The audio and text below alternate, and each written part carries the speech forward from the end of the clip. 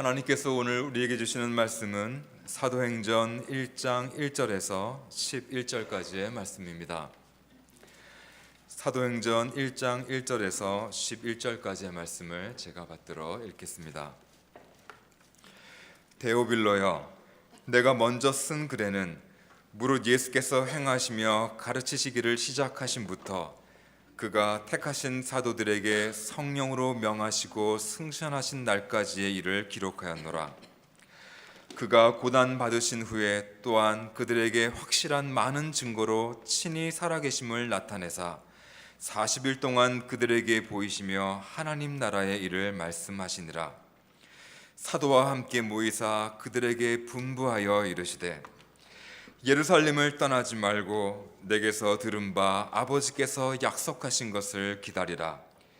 요한은 물로 세례를 베풀었으나 너희는 몇 날이 못되어 성령으로 세례를 받으리라 하셨느니라.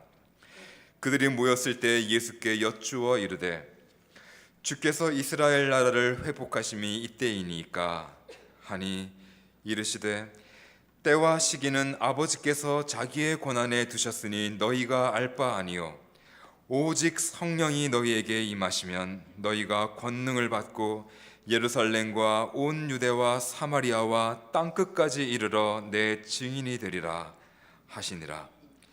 이 말씀을 마치시고 그들이 보는데 올려져 가시니 구름이 그를 가리어 보이지 않게 하더라.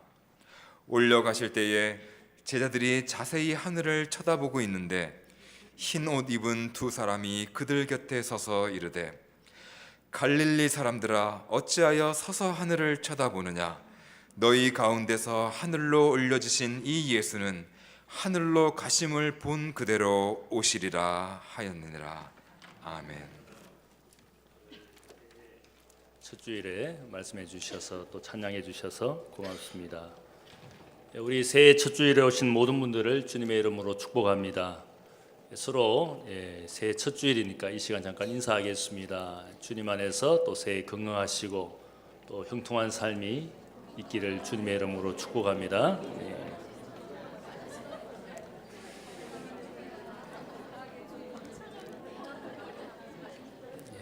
찬양대가 항상 제일 시끄럽습니다. 고맙습니다. 1년을 다시 시작하는 한 주간입니다. 1년을 12달로 정하고 매년 새해를 맞이하게 되는 것이 지금은 우리가 당연하게 생각하지만 여기에 선조들의 지혜가 있는 것 같습니다. 봄, 여름, 가을, 겨울 4계절의 반복적인 변화나 혹은 건기나 우기라는 순환을 경험하면서 사람들은 해와 달, 별들을 관측하고 1년 12달을 정한 것 같습니다. 농경 생활에서는 봄이나 가을에 씨를 뿌리고 다음 계절의 수확을 예상하면서 일을 준비하고 계획하고 실천해 갑니다. 이제는 문화와 시대가 바뀌었지만 많은 사람들이 도시에 살고 있지만 여전히 새해를 맞이하는 것은 무엇인가 일을 준비하는 새로운 결심을 하게 됩니다. 아이들은 새학년이 되고 새로운 학교로 진학을 하면서 한 살을 더 먹고 부모님들은 아이들이 자라나는 새로운 어떤 일에 대한 성장에 대한 기대를 하게 됩니다. 어른들은 한 해를 보내면서 나이를 젊을 때는 카운트업을 합니다. 1살, 2살, 10살, 20살, 30살 이렇게 카운트업을 하다가 어느새 노년이 되면 이제 인생의 남은 시간들을 계산합니다. 카운트다운을 하기 시작합니다. 내 인생의 남은 시간이 이제는 10년 혹은 5년 이렇게 인생의 횟수를 카운트다운 하게 됩니다. 새해의 시작은 많은 사람들에게 다양한 생각을 하게 합니다. 이스라엘 민족은 특별히 한 해 새로운 달을 2번 경험하게 됩니다. 민간력으로 그들은 7월 첫째 달로 여기고 나팔을 불면서 새해를 맞이합니다. 또 종교력 혹은 거룩한 달력이라고 부르는 이스라엘 민족이 애굽 땅에 살다가 출애굽한 그 날, 그 달을 첫째 달이라고 생각을 하고 종교력으로 만들어서 그들은 또한 새해를 맞이합니다. 1년에 2번 한 해의 첫 달을 경험하면서 그들은 아마 새롭게 마음의 결심을 합니다. 신앙적으로 어떻게 살아야 될지, 인생을 다시 어떻게 새롭게 시작해야 될지를 늘 첫 달을 맞이하면서 그들은 살았던 것 같습니다. 그래서 이스라엘 민족이 어쩌면 이러한 종교력, 민간력을 통해서 새해를 맞이하는 그 마음을 1년에 2차례 경험하면서 특별한 민족으로 하나님 앞에 쓰임받는 그런 이스라엘 민족인 것 같습니다. 한 해를 새롭게 시작하는 것이 그만큼 중요하다는 뜻입니다. 사도행전 1장 말씀을 보면 제자들에게 새로운 인생을 살아가는 중요한 이야기가 여기에 담겨 있습니다. 이 제자들은 어떤 사람들이었습니까? 그들은 하나님 앞에 주님 앞에 사실은 연약한 인생들이었습니다. 그러나 사도행전 1장의 이야기를 통해서 그들은 새로운 인생을 사는 새로운 사람이 되었습니다. 무엇이 이들을 새롭게 했는지 이야기를 통해서 보게 되면 첫 번째는 부활의 주님이 이들의 인생을 새롭게 했습니다. 사도행전 1장을 보면 여기에 사도행전의 수신자가 나옵니다. 누가복음에서와 같은 수신자 데오빌로라는 사람이 있습니다. 우리가 생각할 때 이 사람은 예수를 믿은 로마의 관리인 것 같습니다. 이 사람에게 신앙의 삶이 시작이 되면서 시간과 세월이 지났을 때 다시 한번 그의 신앙을 새롭게 하기 위해서 확신을 주기 위해서 저자 누가가 누가복음 전편과 후편인 사도행전을 지어서 그에게 신앙을 새롭게 살도록 도움을 주기 위해서 이 글을 적었습니다. 예수님의 고난 그리고 예수님의 십자가의 처형은 예수님을 따랐던 제자들에게 큰 두려움과 절망을 안겨주었습니다.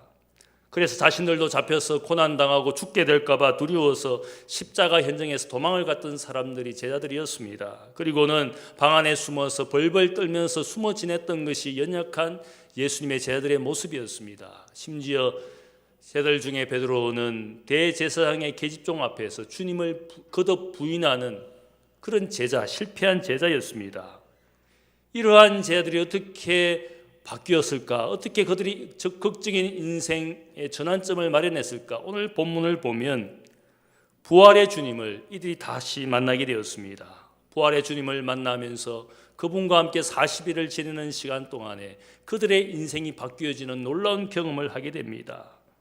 본문 3절의 말씀을 보면 주가 고난 받으신 후에 또한 그들에게 확실한 증거로 친히 살아계심을 나타내사 40일 동안 그들에게 보이시며 하나님 나라의 일을 말씀하시니라.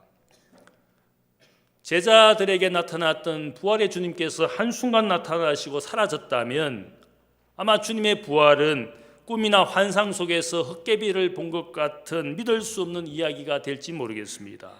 하지만 오늘 말씀을 보면 부활의 주님께서 40일 동안 제자들과 함께 계셨습니다. 그리고 많은 사람들에게 부활의 주님의 모습을 보여주었습니다. 그리고 실제적으로 이들에게 하나님 나라의 일을 말씀해 주시는 가르침의 사역을 40일 동안 하셨습니다. 분명한 부활의 주님을 40일 동안 경험한 이 사건이 제자들의 인생을 바꾼 사건이 되었습니다. 부활의 주님이 제자들의 인생을 바꾼 하나의 인생 사건이 된 것이라 할 수 있습니다. 바울은 부활을 믿지 않는 그리스도인들에게 특별히 부활의 장이라고 알려진 고린도전서 15장의 말씀을 통하여 부활을 믿지 않는 기독교인들에게 이런 말을 남겼습니다. 그리스도께서 성경대로 우리를 위하여 죽으시고 장사 지낸 바 되셨다가 성경대로 사흘 만에 다시 살아나시사 게바 베드로에게 보이시고 12 제자에게와 그 후에 500여 형제에게 일시에 보이셨나니 그 중에 지금까지 대다수는 살아있고 어떤 사람들은 잠들었으며 그 후에 야고보에게 보이셨으며 그 후에 모든 사도에게 그리고 맨 나중에 만삭되지 못하여 난 자 같은 나에게도 보이셨느니라. 사도 바울이 이 부활의 이야기를 하면서 40일 동안 예수님께서 세상에 계시는 날 동안 12 제자뿐만 아니라 많은 제자들 심지어 500여 형제들 그리고 주님의 동생 야고보와 만삭돼서 태어나지 못한 나 같은 인생에게도 부활의 주님께서 나타나셨다 이렇게 말씀합니다. 이 말씀은 부활의 목격자가 이토록 많이 있다는 겁니다. 그 중에 대다수는 지금 고린도 전서를 쓰고 있는 이 시간까지도 부활의 목격자들이 대다수가 아직도 살아있다 이렇게 예수님의 부활에 대해서 분명히 증거하고 있습니다. 소수의 사람만이 부활의 주님을 잠깐 만난 것도 아니고 한 시간 어떤 밤중에 꿈을 통해서 본 부활의 주님이 아니라는 겁니다. 바울은 어떤 사람입니까? 과거에 기독교인들을 박해할 때 그가 박해한 이유가 있습니다. 기독교인들은 다 이단들이다. 예수님이 부활했다고 거짓말하고 속임수를 써서 사람들을 유혹하는 이단의 종교라고 생각을 하고 누구보다 열심히 기독교인들을 박해했습니다. 예수님의 부활이 다 거짓말이라고, 거짓말을 전하는 그런 기독교라고 생각을 하면서 그가 박해에 앞장섰던 사람이었습니다. 그런데 그가 다메섹 도상에서 부활의 주님을 만났습니다. 사울아 사울아 너가 어찌하여 나를 핍박하느냐? 주여 니시입니까? 나는 네가 핍박하는 예수니라. 예수님의 얼굴과 예수님의 음성을 들었을 때 그의 인생이 거꾸로졌습니다.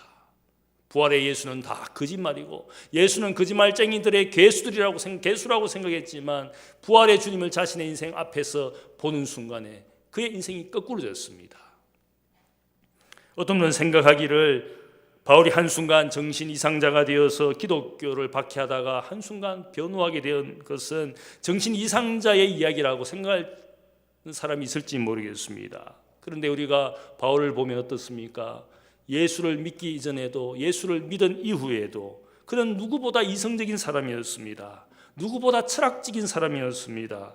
누구보다 심성과 정신이 굳은 사람입니다. 의지가 강한 사람입니다. 한번 정한 길을 포기하지 않고 가는 인생이 바울이라는 인생이었습니다.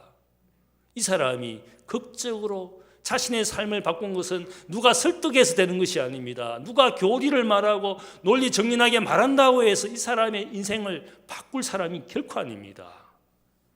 그가 기독교를 박해하다가 이제는 기독교의 변정자가 되고 복음의 전파자가 된 것은, 그의 인생을 바꾼 것은 부활의 주님을 그가 보았기 때문에,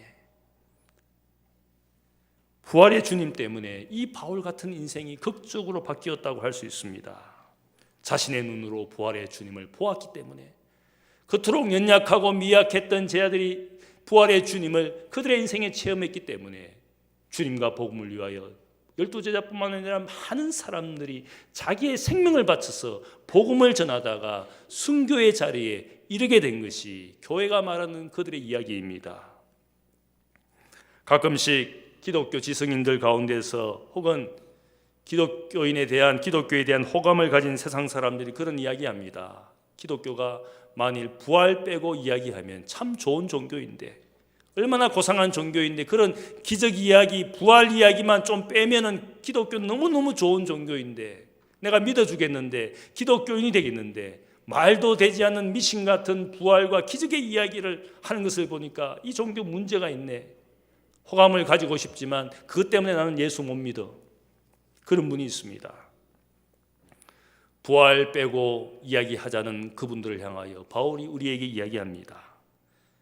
고린도전서 15장 14절을 보면 그리스도께서 만일 다시 살아나지 못하셨으면 우리가 전파하는 것도 헛된 것이요 너희의 믿음도 헛된 것이며 우리가 하나님의 거짓 증인으로 발견되리라. 만일 그리스도 안에서 우리가 바라는 것이 다만 이 세상의 삶뿐이면 모든 사람 가운데 우리는 더욱 불쌍한 자가 되리라.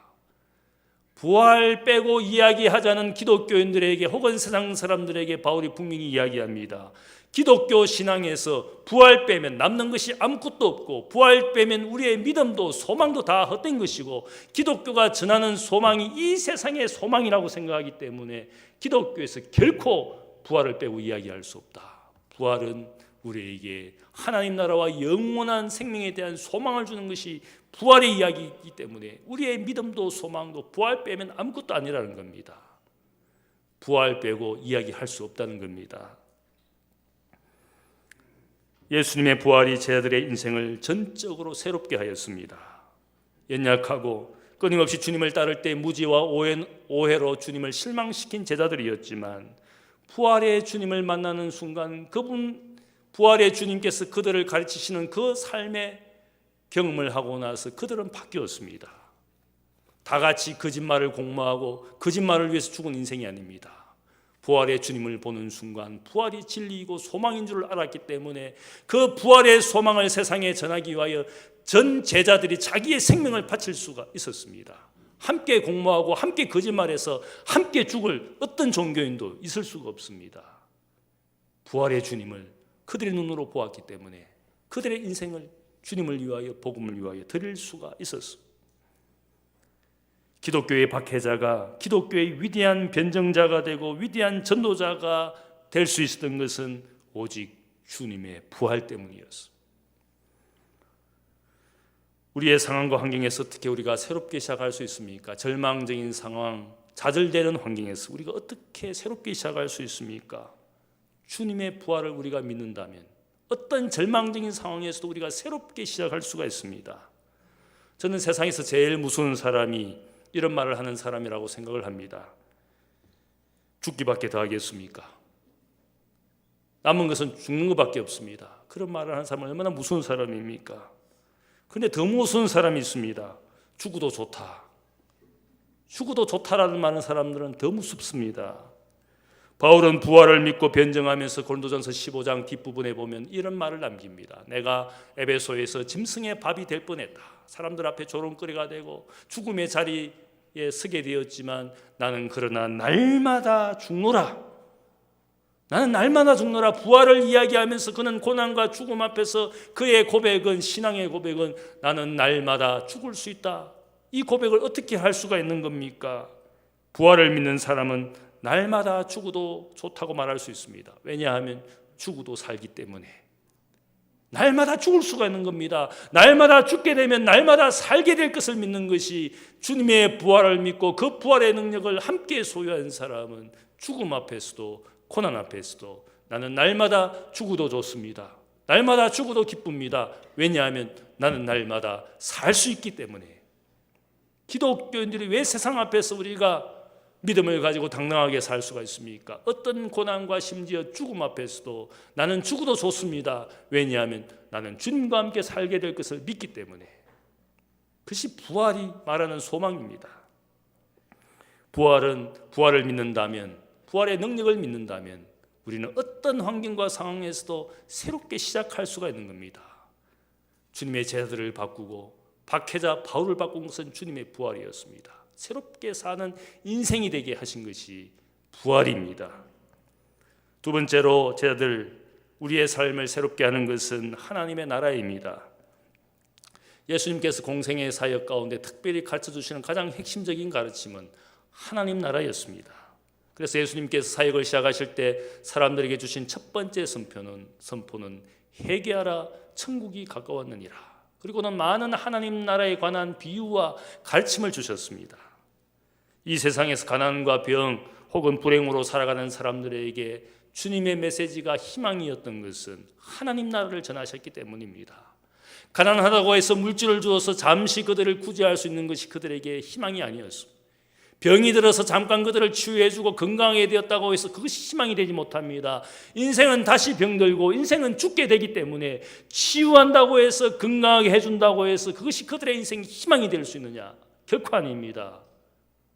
인생의 불행은 이 세상에 있는 것으로, 이 세상에서 잘 사는 것으로 인생의 불행이 해결되지 않습니다. 하나님 나라, 영원한 나라가 가난한 자들에게, 병든 자들에게, 죽게 된 자들에게 희망이었습니다. 주님의 메시지가 왜 복음인가? 영원한 하나님의 나라를 그들에게 희망으로 전해주셨기 때문에 예수님의 복음이 복음인 겁니다. 이 땅에서 잘 살고 잘 먹고 건강하게 되는 것, 부유하게 되는 것, 그것은 기독교의 희망이 아닙니다. 하나님 나라가 인생의 희망인 줄로 믿습니다. 유대인들은 예수님의 하나님 나라를 생각할 때 마치 과거의 다윗 시대의 통일 왕국 속에서 다른 민족들을 압도했던 그 왕국 시대를 생각을 했습니다. 예수님이 다윗의 후손으로 그런 메시아라고 생각을 했습니다. 그러나 하나님 나라는 그렇지 않습니다. 이 세상의 왕국을 넘어서는 영원한 나라가 하나님의 나라입니다. 그리고 이 생의 삶을 넘어서서 영원한 내세의 삶까지 이어지는 하나님 나라를 우리에게 전해주셨습니다. 본문 6절을 보면 제자들이 부활의 주님께 질문합니다. 주께서 이스라엘 나라를 회복하시는 것이 이때입니까? 지금입니까? 제자들은 생각할 때 죽음을 이기신 부활의 주님께서 이제는 이스라엘 땅을 로마로부터 이방인의 압제로부터 구원하시고 자유케 하시는 때가 바로 지금입니까? 주님께서 메시아가 되시면 바로 세상을 해방시켜 주시는 그런 이때를 주님께서 지금 우리와 함께 해주시는 겁니까? 질문했습니다. 그때 주님께서 어떻게 대답합니까? 때와 시기는 아버지께서 자기의 권한에 두셨으니 너희가 알 바가 아니다. 하나님 나라가 지금입니까? 지금 이루어진 것입니까? 우리가 그 때와 시기가 궁금하니까 그 때가 언제인 줄을 가르쳐달라고 제자들이 질문했습니다. 우리는 늘 생각합니다. 하나님의 나라는, 천국은 언제 옵니까? 종말은 언제 옵니까?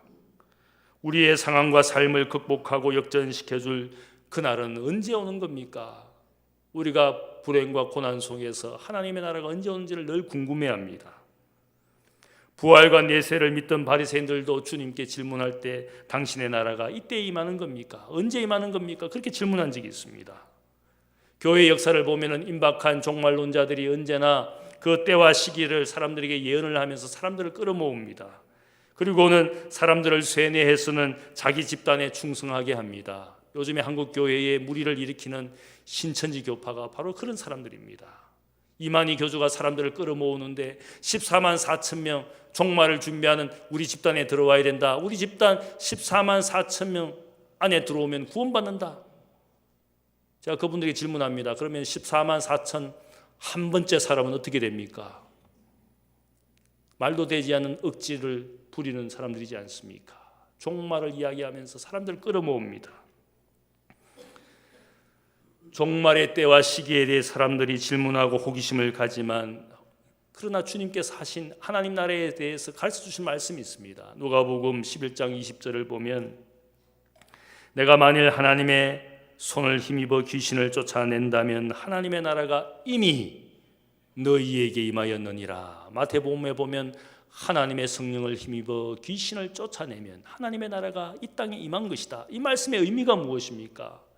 귀신과 사탄이 자기 세상인 줄 알고 주인 노릇하던 이 세상으로부터 쫓겨나는 이유는 하나님의 성령 주의 이름을 통해서 그들은 쫓겨납니다. 왜냐하면 세상의 주인이 바뀐 줄을 알기 때문에. 하나님의 나라, 자신의 세상 나라는 끝이 나고 하나님의 나라가 임하였기 때문에 귀신이 나가는 겁니다. 내가 영적인 능력이 많아서 귀신을 쫓아내는 것이 아니라, 귀신이 사람들을 두려워하는 것이 아니라 자신의 세상 나라가 끝나고 하나님의 나라가 시작된 것을 알기 때문에 주님의 이름 때문에 물러나는 겁니다. 내가 능력 많아서 귀신 잘 쫓아낸다, 죽기 잘한다, 그런 거 강조하면서 사람들을 유혹하는 사람들이 있습니다. 귀신이 여러분 무서워서 도망가는 것이 아니라 하나님의 나라가 이 땅에 시작되었다는 사실을 알기 때문에 물러나 주는 겁니다. 하나님의 나라가 이미 너희에게 임하였느니라. 하나님 나라가 시작되었다는 겁니다. 어떻게 시작되었느냐? 주님께서 말씀합니다. 하나님의 나라는 겨자씨처럼 너무 작아서 보이지 않을 정도로 이 세상에 온 것이지만, 분명한 것은 겨자씨가 사람들도 모르는 사이에 자라나서 겨자나무가 되어 너희 눈앞에 나타나게 될 것이다. 하나님 나라는 먼 미래에 종말이 오는 것이 아니라 주님과 함께 이 세상에 우리의 삶의 시작이 되었습니다. 우리의 인생의 주인이 되시고 세상의 주인이 되신 그 순간부터 이미 하나님의 나라가 우리의 삶의 시작이 되었다는 말입니다. 바리새인들이 물었습니다. 하나님의 나라가 언제 임하는 겁니까? 바리새인들의 질문에 주님이 대답해 줍니다. 누가복음 17장 21절을 보면 하나님의 나라는 볼 수 있게 임하는 것이 아니요 또 여기 있다 저기 있다 못하리니 하나님의 나라는 너희 안에, 엔토스, 너희 안에 혹은 너희 사이에 있느니라. 하나님의 나라가 우리 가운데 역사하고 있는데, 우리의 인생 안에, 우리의 마음 안에, 사람과 사람 사이에 하나님의 나라가 임하였다고 말씀합니다. 우리의 삶의 주인이 되시는 그 순간 내 삶에 하나님 나라가 시작이 되었습니다. 사람과 사람 사이에 하나님이 주시는 기쁨과 평강과 정의가 존재할 때 하나님 나라가 이미 임한 겁니다. 먹는 것과 마시는 문제 때문에 서로 교리 다툼을 하고 있는 로마 교회 교인들에게 사도 바울이 한 말이 있습니다. 하나님 나라는 먹는 것과 마시는 데 있지 아니하고 하나님 나라는 의와 평강과 희락이라. 교회 안에서 기쁨과 평강이 있을 때 하나님 나라가 거기에 있는 겁니다. 교회 안에서 다툼과 분열과 싸움이 있으면 그것은 더 이상 하나님 나라가 아니라 사탄의 해당에 불과합니다. 우리의 삶에 기쁨이 있고 평강이 있고 하나님의 정의가 존재할 때 거기에 하나님 나라가 시작된 겁니다. 교회 안에 기쁨도 평강도 정의도 없다면 거기는 더 이상 하나님 나라라고 말할 수 없습니다.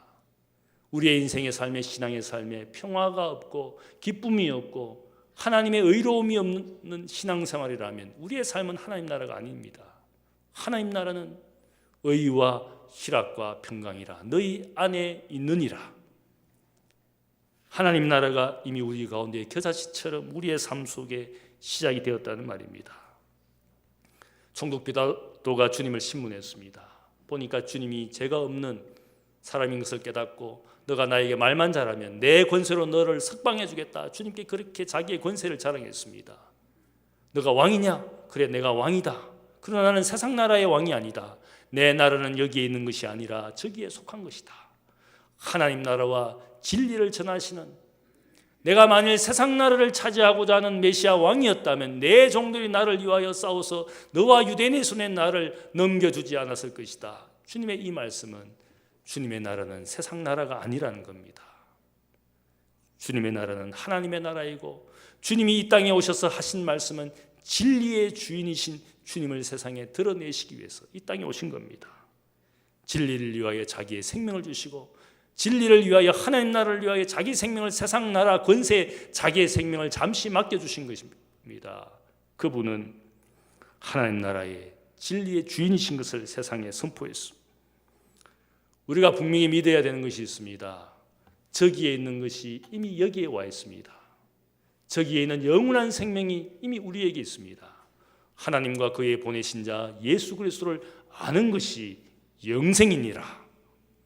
그분을 믿고 아는 것에 영생의 삶이 시작되는 겁니다. 저기에 있는 기쁨, 영원한 기쁨이 우리의 삶의 시작이 되었습니다.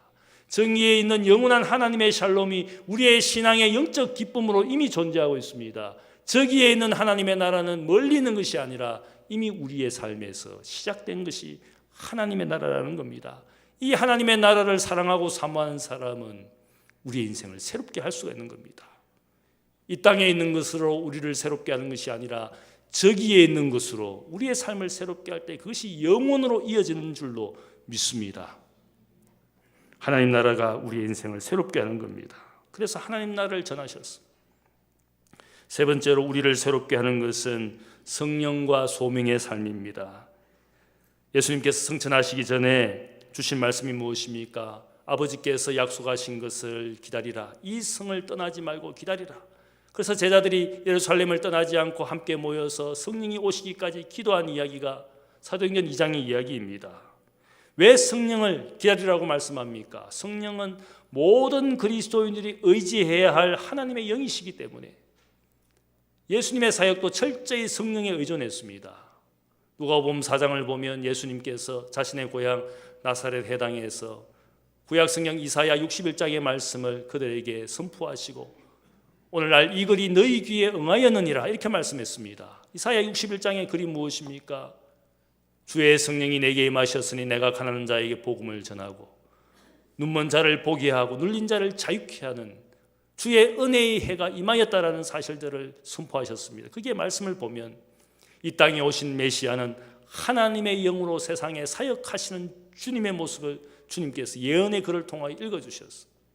주님께서는 성령으로 광야에 가셔서 사탄의 시험을 이겼습니다. 성령으로 말씀을 가르쳐 주셨습니다. 성령으로 병든 자를 치유해 주셨습니다. 성령으로 십자가의 고난과 죽음을 이겨내셨습니다. 철저히 성령에 의존하셔서 이 땅에 사역하신 주님의 모습을 가르쳐주고 있습니다. 마찬가지로 모든 그리스도인들은 이 성령을 의지해서 성령에 의존하여 살아가는 하나님의 사람이 되도록 성령을 기다리라고 말씀해 주셨습니다.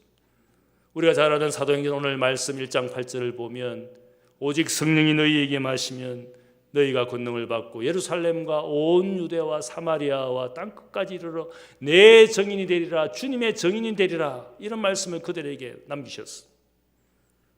복음의 증인이 되는 삶이 무엇인지를 분명히 가르쳐 주시는 말씀이 있는데 오늘 마지막 말씀을 보면 예수님이 성천하실 때 제자들이 하늘을 쳐다보았습니다. 멍하니 하늘을 자세히 쳐다보고 있을 때 두 흰옷 입은 천사가 이 사람들 제자들에게 말합니다.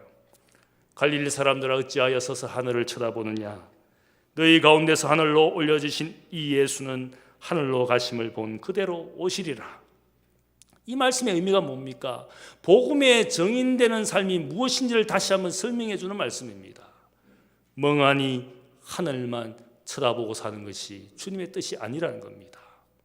종말을 기다리면서 가정생활, 직장생활 다 포기하고 어느 도시에 어느 집단에 들어가서 아무것도 하지 않고 기도하고 살라는 뜻이 아닙니다. 멍하니 하늘 쳐다보고 사는 인생들 얼마나 많습니까? 직장생활, 사회생활, 가정생활을 등한시합니다. 가끔씩 청년들 가운데 그런 사람이 있습니다. 선교단체 가서 훈련 잘 받았는데 그 다음부터 직장생활 하는 거 등한시합니다. 직장생활 해보니까 별로 적응이 되지 않습니다. 선교단체에 가서 어디 가서 함께 모여서 기도하고 말씀을 배울 때는 거기가 천국 같았는데 그 훈련 마치고 돌아오니까 가정도 적응이 되지 않습니다. 교회 생활도 적응이 되지 않습니다. 교회는 맨날 싸움박질만 하는 그런 교회. 직장 가보니까 생존 경쟁이 살아남기 위해 그토록 땀 흘리고 수고하고 시간 보내는 거 별로 적응되지 않습니다. 성령을 경험하고 성교의 훈련을 받은 그 순간부터 갑자기 하늘만 쳐다보고 살게 됩니다. 땅에 발을 딛지 못하고 사는 청년들 얼마나 많은지 모릅니다. 영적으로 성령이 충만하다고 그러면서 그 다음부터 가정생활도 하지 않습니다. 직장생활도 하지 않습니다. 기도원에 가서 기도만 하고 있습니다. 어떤 집단에 들어가서 정말 시간만 계산하고 거기 앉아서 신앙생활하고 있습니다. 그거 주님의 뜻이 아닙니다. 갈릴리 사람들아 어찌하여 서서 하늘을 쳐다보느냐. 이 말씀의 의미는 여러 가지를 말하고 있습니다. 하늘 쳐다보면서 아무것도 하지 않고 기다리지 말고 복음의 증인이 되어 세상 끝까지 땅 끝까지 복음의 증인되는 삶. 무엇을 이야기합니까? 주인이 달란트를 가지고 종들에게 나누어 주었습니다. 먼 타국으로 떠났습니다. 달란트를 맡기면서 주인을 위하여 열심히 땀 흘려 일하라고 맡겨주었습니다. 그 중에 어떤 종들은 주인이 오지 않을 것이다, 오더라도 늦게 올 것이다, 게으르고 나태하며 일하지 않는 종들도 있었을 겁니다. 어떤 종은 주인이 준 것이 너무 미미하다고 생각을 하고 땅속에 파묻었습니다. 그 비유의 중요한 핵심이 무엇입니까? 주인은 반드시 돌아온다. 반드시 돌아오기 때문에 아무 일도 하지 않고 수군을 쌓고 거기에 땅속에 파묻고 일하지 않는 그것은 주인의 뜻이 아니라는 사실을 알려주고 있습니다. 반드시 돌아온다라는 약속을 얼마나 많이 해주셨는지 모릅니다. 하늘을 쳐다볼 필요가 없는 것은 주님께서는 이 땅에 반드시 오시기 때문에 우리가 하나님 나라가 오지 않는다고 혹은 언제 임하시는 것이냐고 얼마나 기다려야 하느냐고 물을 필요가 없다는 뜻입니다. 주인은 오니까 너희가 땅에 발을 딛고 살면서 복음의 증인되는 삶을 사는 것이 주님의 뜻이라는 겁니다. 갈릴리 사람들아, 이 호칭이 무엇을 의미합니까? 쟤들은 어떤 사람들이었습니까? 갈릴리 척박한 지역에서 배우지 못하고 업으로 살던 사람, 혹은 비천한 출신들이었습니다. 약한 존재였습니다. 도시 예루살렘 사람들이 생각할 때는 별로 인정하고 싶지 않은 비천한 미약한 존재들이었습니다. 그러나 주님의 부활과 승천을 목격하면서 주님과 함께 영광스러운 존재가 되었습니다. 영광을 받았지만 우리가 늘 생각해야 될 때 우리는 원래 갈릴리 사람, 비천한 사람이었는데 주님 때문에 이렇게 영광스러운 존재가 되었으니까 주님께서 우리에게 주신 은혜와 사랑을 결코 잊지 말고 소명을 다하라는 뜻입니다. 갈릴리 사람, 비천한 존재였지만 교육받지 못한 존재였지만 주님 때문에 주님의 제자가 되고 주님의 부활을 목격한 영광스러운 존재가 되었으니까 그 은혜와 사랑을 일평생 잊지 않는 갈릴리 사람이 되도록 여러분이 이렇게 예수 믿고 훌륭하게 된 것 아닙니까? 영광스러운 존재가 된 것 아닙니까? 그러나 우리가 원래 그런 은혜와 영광을 받을 자격이 없는 존재들입니다. 그 은혜와 사랑을 생각하고 우리가 소명을 다하는 삶을 살도록 부탁하는 말씀입니다. 예루살렘은 갈릴리 사람들에게 결코 고향이 아닙니다. 단지 성령을 체험하기 위하여 기다리는 장소였고 이것은 인생의 종착지가 아닙니다. 시작하는 장소에 불과합니다. 예루살렘에 있는 것이 인생의 목적이 아닙니다. 예수 믿고 구원받은 것이 인생의 목적이 아닙니다. 그것은 시작에 불과합니다. 예루살렘으로부터 우리가 땅끝을 향하여 나아가는 인생이 되도록 이것은 시작에 불과한 장소가 예루살렘입니다. 예루살렘과 온 유대아와 사마리아와 갈릴리 사람들에게 유대인들이 사는 땅, 사마리아 사람들이 사는 사마리아 땅 별로 가고 싶지 않은 장소입니다.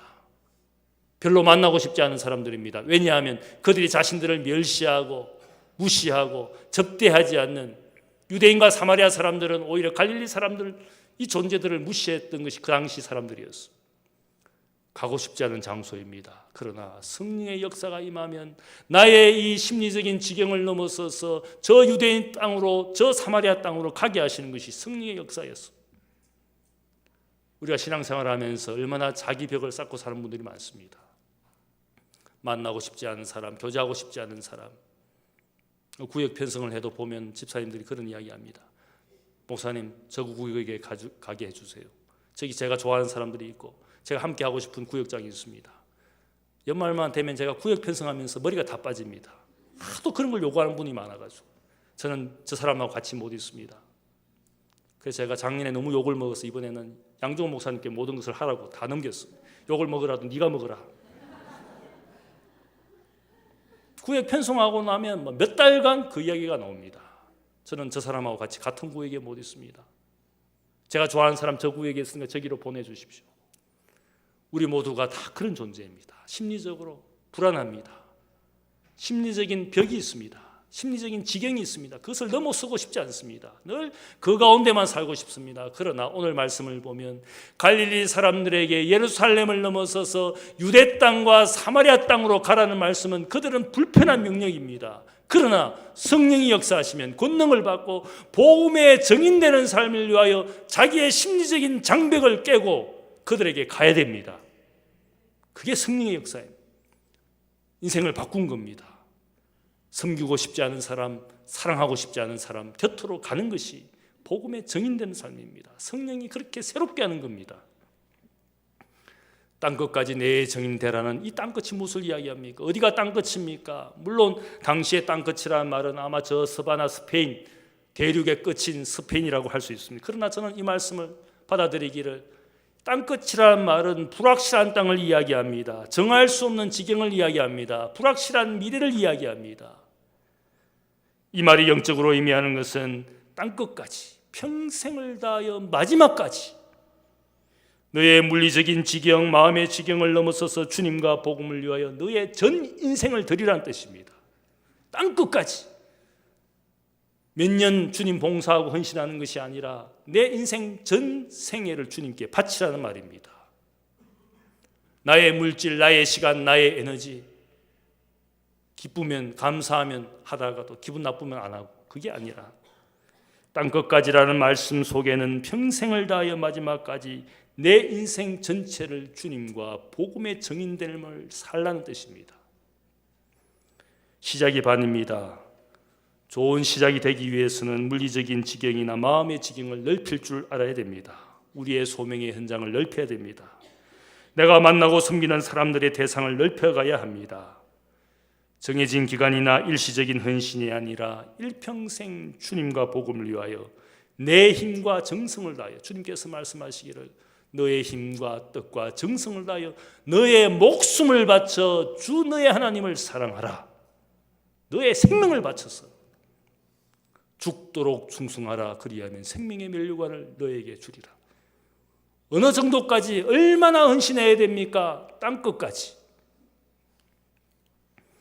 기독교는 기다림의 종교입니다.